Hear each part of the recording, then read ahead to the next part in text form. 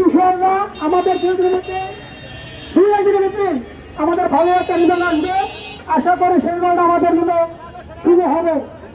কেউ কোনো পিছিয়ে পড়বেন না, যারা পরে তারা আমার হতার না, যারা কিছু কিছু কোনো হোক।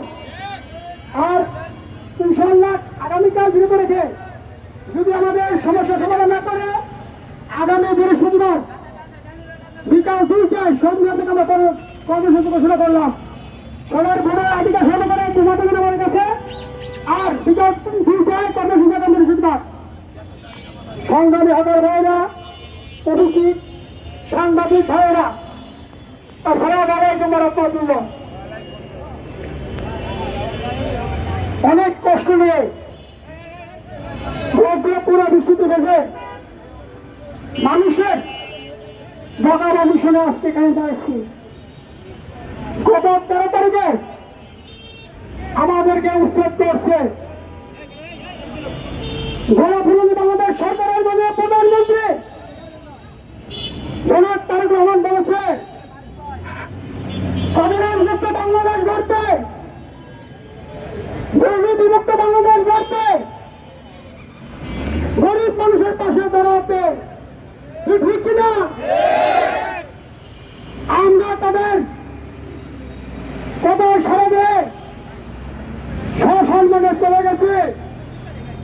আমরা ভেবেছিলাম তারা আমাদেরকে ডাকবে, আমাদের বিকল্প কোনো কনফারেন্স করবে। 1 মাসের কাছাকাছি আমাদেরকে তারা ডাকেন নাই। আমরা দেখেছি 2017 সালে ওই রোহিঙ্গা ঢুকেছিল বাংলাদেশে তাদের দেশের অত্যাচার সহ্য করতে না পারে আমাদের বাংলাদেশ ধরছে। আমাদের বাংলাদেশের সরকার তাদেরকে ঠাই দিয়েছে, জায়গা দিয়েছে, এমনকি তাদের খাওয়ান বাড়ানোর পোষণের দায়িত্ব নিচ্ছে। সেখানে ছিল 12 লক্ষ, এখন প্রায় 20 লক্ষের কাছাকাছি। কিন্তু আমরা নারায়ণগঞ্জের বাংলাদেশের নাগরিক, আমরা কেন সে আস্থা পাবো না?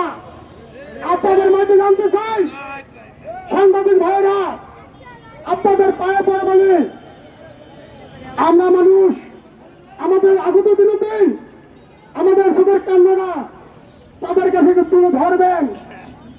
আমরা কিছু করতে পারবো না।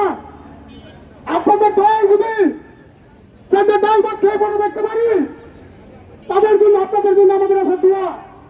আমার ছোট বাচ্চা আছে, নাবালক, আমার ঘরে স্ত্রী আছে, বৃদ্ধ মা আছে, দৈনিক তারা ওষুধ খাওয়াতে হয়। আমি 1 মাসের কাছাকাছি ওষুধ খাতে পারছি না। তিনি অসুস্থ হিসেবে পড়ে আছেন, বাবা আছেন, সন্তান আছেন। হাজার ভাইরা, আমরা চেয়েছিলাম আমাদেরকে উচ্ছেদ করছে, আবার আমাদেরকে নিয়ে বসবে, আমাদের জন্য একটা ব্যবস্থা করবে। আমরা চেয়েছিলাম না এই আন্দোলন করতে, সংগ্রাম করতে। আন্দোলন সংগ্রাম করলে দেশের ভাবমূর্তি নষ্ট হয়, গণতন্ত্র বাধা পড়ে।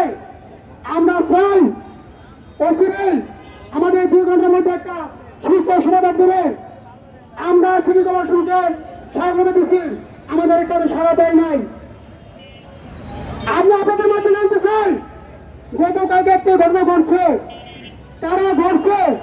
আমি নারায়ণগঞ্জের সর্বস্তরের বিএনপি সাবেক বর্তমান সহ জেলা প্রশাসক, সিটি কর্পোরেশন মহোদয়ের মাধ্যমে কারা করছে তাদেরকে চিহ্নিত করে দ্রুত বিষয়ে আওতায় আনতে, না হলে আমাদের এই দায়িত্ব নিতে হবে। আমরা এই দায়িত্ব তুলতে চাই না। কারা করেছে, এরা কারা? এরা আমাদের কাছে বন্দুক রেখে স্বীকার করতে চায়, ভুয়া পাঞ্জাব স্বীকার করতে চায়। আমরা সেটা হতে দেব না। ভাইরা, আমি বলবো নারায়ণগঞ্জের 5টা সেবা সংসদ সদস্য অত্যন্ত ভালো মানুষ। আপনি একটু দয়া করেন, সিটি কমিশন আমাদের একটু দয়া করেন, আমাদেরকে একটু বিদায় 500 থেকে করার জন্য, সামনে ঈদুল আজহা করার জন্য সুযোগ করে দেন। ভাই, আমরা তো অনেক কষ্ট আছি, আপনাদের একটু মায়া লাগা দরকার। মানুষ পৃথিবীতে সর্বশ্রেষ্ঠ সুন্দর করে বানাইছে আল্লাহ পাক, পবিত্র কোরআন শরীফে বলেছে। কিন্তু কেন আমাদের সাথে অবহেলা করছেন? কেন আমাদের সাথে এরকম দুর্বিকার আচরণ করছেন? সবাইকে শান্তি শৃঙ্খলাভাবে এই আন্দোলন কমিটি চালিয়ে দেওয়ার জন্য অনুরোধ করব। আগামী বৃহস্পতিবার বিকাল 3টায় 2টায় সবাই শহীদ মিনারে অবস্থান করবেন। ইনশাআল্লাহ আমরা বলি আশা রাখি যে যেন আমাদের একটা সুফল আছে, ভালো ফসল আছে, সেই আশা ব্যক্ত রেখে